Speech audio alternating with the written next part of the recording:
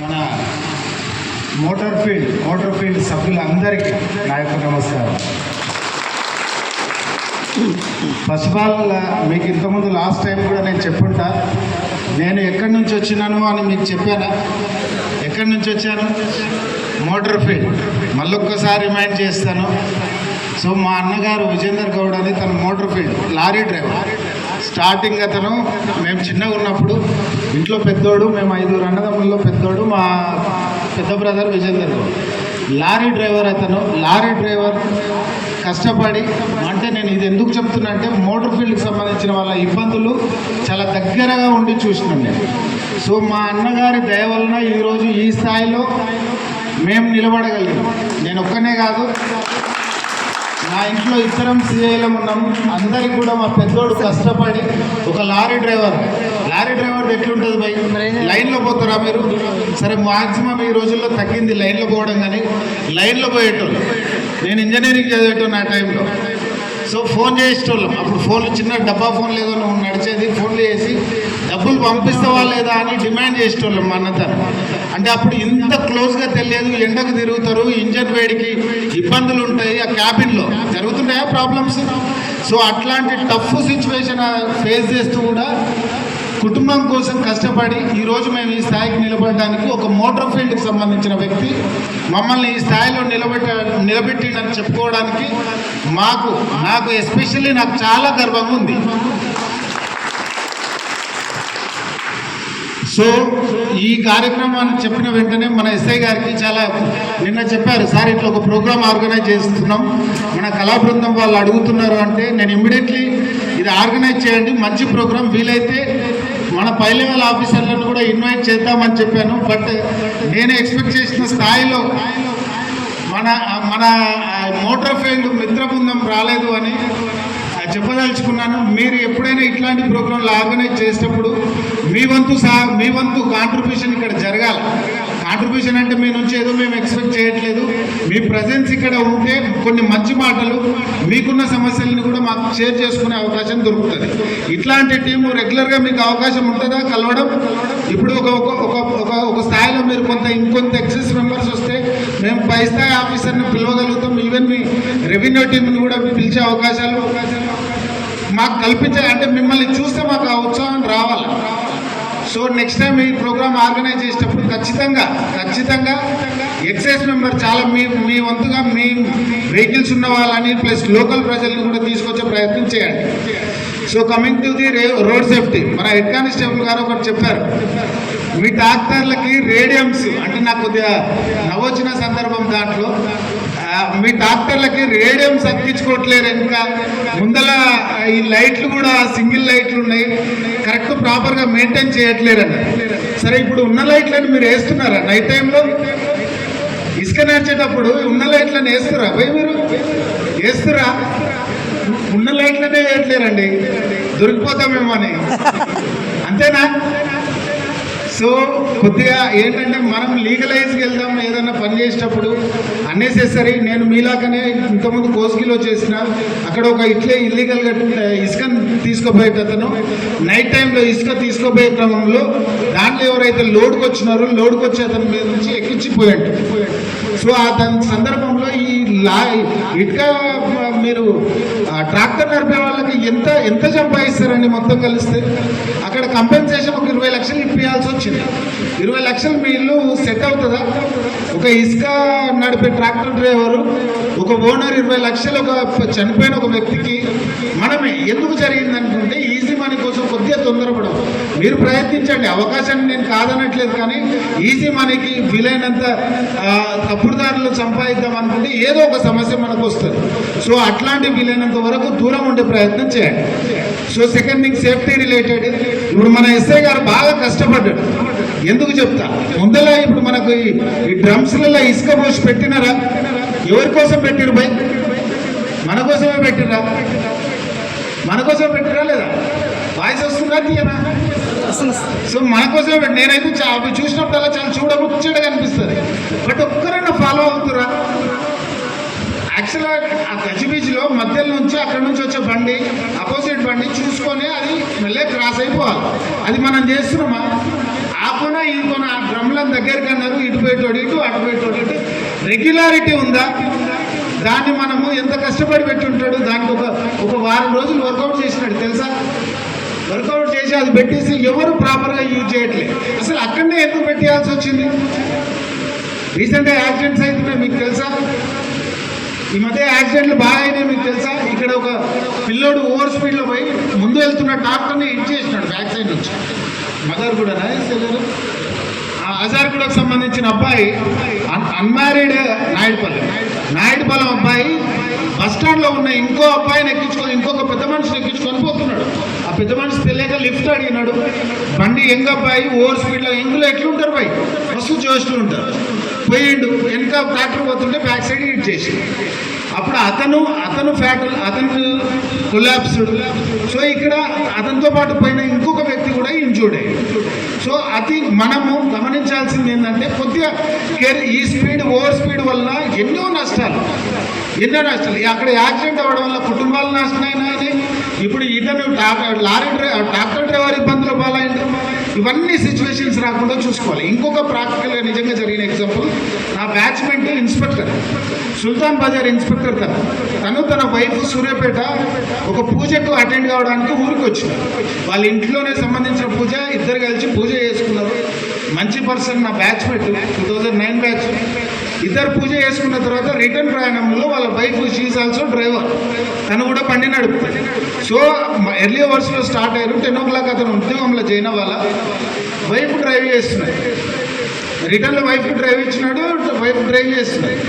Near by on the way నెక్స్ట్లో ముందర same ఇదే వేలో కొద్దిగా స్పీడ్, ఓవర్ స్పీడ్ వెళ్తూ ఒక లారీని హిట్ చేసినాడు. లారీ మొత్తం లోపలికి కొట్టేసిన. ఇద్దరు స్పాట్ డెడ్. వాళ్ళకి ఇద్దరు పిల్లలు, ఒక ఆడపాప. ఇక మా స్టేజ్ పిల్లలకి జనరల్గా చిన్న 5th 6th చదివే పిల్లలు ఉంటారు. ఇద్దరు పిల్లలు. వాళ్ళ పరిస్థితి, ఒక సిఐ గారి పరిస్థితే చెప్తున్నా. ఇక మనకి జరుగుతా అట్లాంటి ఇబ్బంది. అది వాళ్ళ పరిస్థితి. మేము మా బ్యాచ్లో 1000 మంది ఒకటేసారి సెలెక్ట్ అయినాం. 1000 మంది, తెలంగాణ ఆంధ్ర కలిసి 1000 మంది సెలెక్ట్ అయినాం. ఆ కుటుంబం రోడ్డు మీద పడొద్దని 1000 మంది ఆఫీసర్లను కలిసి కాంట్రిబ్యూట్ చేసుకొని కొన్ని లక్షలు 1000 మంది కలిసి కొన్ని లక్షలు గ్యాదర్ చేసేసి ఆ పిల్లల లైఫ్ ఇబ్బంది కావద్దనేసి మేము వాళ్ళకి బ్యాక్ అండ్ సపోర్ట్ చేస్తాం. సో ఇదే మీకు జరిగితే, మన ఇంట్లో ఎవరికైనా జరిగితే, ఫర్ ఎగ్జాంపుల్ ఊహించుకోండి, మన ఇంట్లో యాక్సిడెంట్ అయ్యి. ఇప్పుడు నేను అనుకుంటున్నా, నేను హైదరాబాద్ ట్రైనింగ్ పోయిన ఒక 4 రోజులు. నా ఇంట్లో నా బిడ్డకి జ్వరం వచ్చింది, నా కొడుకు వైరల్ ఫీవర్. ఇంతకుముందే డాక్టర్ గారితో డిస్కస్ చేసిన. ఇంట్లో ఫస్ట్ మా చిన్నోడికి, నాకు 3 పిల్లలు. చిన్నోడు నెక్స్ట్ అంటే పెద్ద పాప 5th 6th క్లాస్ అవుతుంది. నెక్స్ట్ బాబు. ఫస్ట్ మా చిన్నోడికి జ్వరం వచ్చింది. జ్వరం స్టార్ట్ అయ్యే ముందు రోజు నేను పోయినా. తర్వాత నెక్స్ట్ మా పెద్దోడికి వచ్చింది, నేను అవైలబుల్ లేను. నెక్స్ట్ మా పాపకు వచ్చింది ఈ 4 daysలో. నెక్స్ట్ మా మేడంకి వచ్చింది. నెక్స్ట్ నేను లేనని మా బామ్మార్దిని పిలిపిస్తే వాడికి వచ్చింది. సో నేను అక్కడికి పోయిన ప్రశాంతత కంటే పిల్లలు వీడు ఎట్లున్నాడు, చిన్నోడు ఎట్లున్నాడు, తిన్నాడా, పెద్దోడు ఎట్లున్నాడు, తిన్నాడా, హాస్పిటల్ చూపించుకుంటున్నారా, అయిందా లేదా, ఇది చూడడానికి. అంటే ఒక పిల్లోడికి బాగలేకపోతేనే నేను ఇంత పవర్ఫుల్ పొజిషన్లో మనం ఉండి కూడా వాళ్ళని అంత అంటే ఐ మీన్ నాకు పాసిబిలిటీ ఉంది, నేను చూయించుకునే కెపాసిటీ ఉంది, నేను చేసుకోగలుగుతాను. అయినా కూడా నా పిల్లల మీద చాలా ప్రెషర్లో ఎట్లున్నారో, తిన్నాడో లేదో అనేది. నేను ట్రైనింగ్ అయిపోయిన ఈవినింగ్ 7 o'clock అయిపోతే నైట్లోనే బండి కొట్టించి వీటికి వచ్చేసి పిల్లల్ని చూసుకున్న తర్వాత కొద్దిగా రిలాక్స్ అయ్యి. ఒకవేళ మీకే అది మీ ఇంట్లో ఎవరికైనా ఇట్లాంటి సిచ్యువేషన్ ఉంటే, ఏదన్నా మీ ఇంట్లో ఆ పిల్లోడే లేకపోతే ఊహించుకోండి, ఇక మీరు ఇంట్లో మీ లైఫ్ లాంగ్ హ్యాపీగా ఉండగలుగుతారా? సరే పిల్లోడు వదిలేద్దాం, మనకేమన్నా జరిగింది. ఈరోజు ఆ తల్లిదండ్రులకు నా బ్యాచ్మెంట్కి జరిగింది కాబట్టి బ్యాక్ ఎండ్లో ఒక పోలీస్ ఆఫీసర్స్గా మేము సపోర్ట్ చేయగలుగుతాం. మీ ఇంట్లో ఏమన్నా జరుగుతుంది, మీ అన్నయ్య చేస్తాడా, మీ తమ్ముడు చేస్తాడా, బాయ్ మీ అక్క చెల్లెళ్ళు చేస్తే మీ అమ్మ నాన్న చేస్తారు. ఎన్ని రోజులు చేస్తారు? వాళ్ళు కూడా అవుతుందా? ఏంది మీ పిల్లల పరిస్థితి? ఎంతమంది యాక్సిడెంట్లు అయిన తర్వాత అత్తగారి ఇంటిని వదిలిపెట్టుకోలే పోతురా లేదా? భార్య వాళ్ళు వెళ్ళిపోతురా? ఏ దిక్కు లేక, ఎవరు చేయలేక, ఏం జరగక, ఏమీ ఆశలు లేక కూలి పనులు చేసుకుంటున్నా రోడ్ల మీద పడుతున్నారు. ఇక మనమే ఏదన్నా తప్పు చేసి మనం 1 నిమిషం కోసం ఆలోచించి, అంటే తాగుతారు భయ, నేను తాగుతాను చెప్పట్లే, నాకు కూడా అన్ని అలవాట్లు ఉండొచ్చు. కానీ దెర్ ఈస్ సమ్ లిమిటేషన్. నేను కూడా చేస్తాను, కానీ నేను నేను నేను నేను క్లియర్గా చెప్తున్నాను, నేను డ్రింక్ చేసి నేను ఎప్పుడు బండి ముట్టాను. చేయండి భయ్, ఎవరి ప్రివిలేజ్ వాళ్ళదే. నేను ఇప్పుడు నువ్వు ఇది ఎందుకు చేస్తున్నావు భయ్, ఈ తప్పు ఎందుకు చేస్తున్నావు భయ్? ఎదుటోడికి ఇబ్బంది కానంత వరకు ఏదైనా తప్పు కాదు నా దృష్టిలో. ఎదుటోడిని ఇబ్బంది చేయదు. నువ్వు రోడ్డు మీద పోకుండా ఇంకోని గుద్దుతా అంటే నువ్వు ఇంకోని గుద్దుతా అంటే అది రైటా? చెప్పండి, మీరు చెప్పండి. ఎనీబడి తప్పే కదా. సో మనం ఫస్ట్ సిస్టమేటిక్లో ఉంటాం. మన పిల్లలు ఎవరి కోసమో చేయకండి భయ్. ఎవరికో ఈరోజు జనార్దన్ గౌడ్ సిఐ కోసమో, సతీష్ రెడ్డి ఎస్ఐ కోసమో, డాక్టర్ సాబ్ కోసమో, హెడ్ కానిస్టేబుల్ గారి కోసం, పెద్ద మనిషి కోసమో ఇంత మా కోసం చేయకండి. ఏదన్నా జరిగితే మాత్రం అంటే నేను ప్రాక్టికల్గా చెప్తున్నా. నేను ఇంజనీరింగ్ చదివే రోజుల్లో మస్తు నడిపేటోని బండి, చాలా గట్టిగా స్పీడ్గా, ఎంత 100 స్పీడ్లో పోయేది. కొద్దిగా ఏజ్ పెరుగుతూ ఉంది, పెళ్ళైన తర్వాత కొద్దిగా స్పీడ్ తగ్గింది. వెళ్ళే ఇంపార్టెంట్ ఏంది, అమ్మ అదొకటి నా మీద డిపెండ్ అయ్యి వచ్చిందిలే అని. తర్వాత పిల్లలు అయ్యారు. ఇప్పుడు స్పీడ్ అనేది గుర్తు రావట్లేదు మరి. మా డ్రైవర్కి రోజు చెప్తారు, నడపకంటారు లేకపోతే మెల్లగా నడపకంటారు అని చెప్తారు. మీరు కూడా మోటార్ ఫీల్డ్ అయినా ఎంత ఎమర్జెన్సీ అయినా ఉండొచ్చు, 1-2 నిమిషాలు ఆలోచించుకోవడంలో తప్పే లేదు. సో నా రిక్వెస్ట్ ఏంటంటే, ఇక్కడ ఎక్కువ జరుగుతున్నాయి భయ్, యాక్సిడెంట్లు ఎక్కువ జరుగుతున్నాయి ఈ రోడ్ల. ఒకటి ఈ రోజు కూడా త్రిపురారామ ఎస్ఐ ఒక యాక్సిడెంట్ గురించి చెప్పాడు. ఇట్లా వాళ్ళు కాలు రోజు ఒకటి చెప్తున్నారు. అంటే ఒక్కొక్క ఏరియాలో ఒక స్పెసిఫిక్ ఉంది భయ్. ఈ ఏరియాలో ఇది చెప్తున్నారు. ఈ సాగర్, తిరుమలగిరి సాగర్లో ఈ ఆడపిల్లల పంచాయతీలు ఎక్కువ చెప్తారు. సో అక్కడ వాళ్ళకి అది చెప్పాలా, ఇక్కడ మీకు యాక్సిడెంట్ల గురించి చెప్పాలనేది మా ఉద్దేశం మెయిన్ రోడ్ల మీద. కాబట్టి దయచేసి మనం బయటికి వెళ్ళేటప్పుడు మన కుటుంబాన్ని కొద్దిగా ఫోకస్ చేయండి, ఎవరి కోసమో చేయకండి. ఇంకా ఎగ్జాంపుల్ చెప్పుకుంటూ పోతే చాలా పెద్దగా ఉన్నాయి భయ్, చాలా మందికి సమస్యలు. మీరు మీ మిత్రులనే చూసి ఉంటారు, చూసిరా లేదా? మీ మిత్రులనే మీ ఇళ్ళల్లో మీకు సంబంధికులలో ఎవరికి ఇబ్బందులు వచ్చిన వాళ్ళు లేరా? ఉన్నారా లేదా? సో జనార్దన్ గౌడ్ ఇంకోరు సతీష్ రెడ్డి చెప్పాల్సిన అవసరం లే. మనది మనకు తెలుసుకొని మనకు తెలిసిన విధంగా ముందుకు వెళ్తే చాలా బాగుంటుంది, చాలా ఉత్తమంగా. మనము శ్రీబాయి కెప్టెన్, మనం లాస్ట్ వరకు ఉండాలి భయ్. పిల్లలు వాడు కెప్టెన్సీ చేసేంత వరకు మనం ఉండాలి. మన ఈయన మధ్యలో వీక్నాం అనుకో, ఏంది పరిస్థితి? వాడు ప్లేయర్ కాలేడబ్బా, వాడు ప్లేయర్ కాలేడు. తండ్రి ఆదరణ లేనోడు ప్లేయర్ కాలేడు, ఇబ్బంది పడతాడు. అవుతారేమో కానీ రేర్ అకేషన్స్. అందులోంచే మన కెప్టెన్సీ మనం రన్ చేయాలి, మన లెగసీని వాడి తర్వాత పెద్దగా అయిన తర్వాత కంటిన్యూ చేస్తారు. ఓకేనా? So everybody next cyber crime గురించి ఎస్ఐ గారు చెప్తున్నారు, చాలా చూడచక్కండి. ప్రస్తుతానికి నేను చెప్పదలుచుకున్నది ఒక పాయింట్ చెప్పి క్లోజ్ చేస్తాం. ఒక్కొక్కరికి ఒక సీజన్ బై స్కూళ్ళకు ఒక సీజన్ ఉంటుంది, ఒక్కొక్కరికి జ్వరాలకు ఒక సీజన్ ఉంటుంది, అంతేనా? ఈ అమ్మాయిలకు కూడా ఈ కాలేజీ స్కూల్స్ అయిపోయినాక సీజన్ స్టార్ట్ అవుతుంది. అయితే లేదా? నేను చూస్తున్నా, నేను నా అనుభవంలో కంప్లైంట్స్ ఎక్కడ ఎక్కువ వస్తాయంటే, ఎప్పుడు వస్తాయి ఎక్కువ? మాకు వచ్చే కంప్లైంట్స్లో పెద్ద మనుషులు ఎస్పెషల్లీ మీ అందరినీ మనం జాగ్రత్తగా చూసుకోవాలా.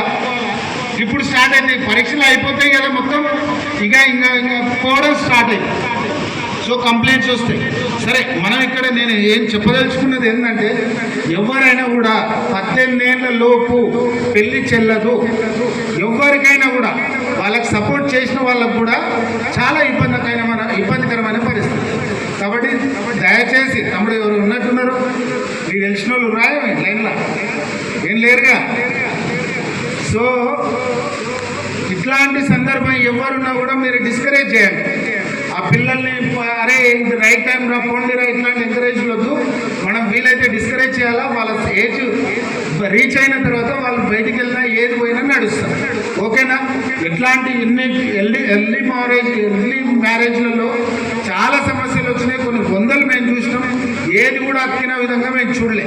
కాబట్టి దయచేసి స్పెసిఫిక్గా మన ఇల్లు, ఇది మన ఇల్లు కాబట్టి చెప్తున్నా, మన ఇంట్లో ఆడపిల్లలు ఉన్నారు కాబట్టి చెప్తున్నా, మన ఇంట్లో యాక్సిడెంట్ అయితే సిచ్యువేషన్ ఏదైతుందో అట్లాంటిది మన ఇల్లు ఫేస్ చేయకపోవడంతో చూసుకోండి. ఎవరు వాళ్ళు అట్లా అనుకుంటే ఎట్లాంటి సమస్య మన ఇంటి వరకు రాదు. మన కెప్టెన్సీ నేను ఎక్స్పెక్ట్ చేస్తున్నా, మన కెప్టెన్సీ మన పిల్లలు వారి కెప్టెన్సీ లెవెల్ రీచ్ అయ్యేంత వరకు ఉండాలని కోరుకుంటూ, ఈ అవకాశం ఇచ్చిన జనాలకి, ఎస్పెషల్లీ ఈ ప్రోగ్రామ్ గారు వినర్ చేసిన ఎస్ఐ గారికి, డాక్టర్ డైరెక్టర్ సాబ్కి కళా బృందానికి అందరికీ థ్యాంక్ యూ వెరీ మచ్.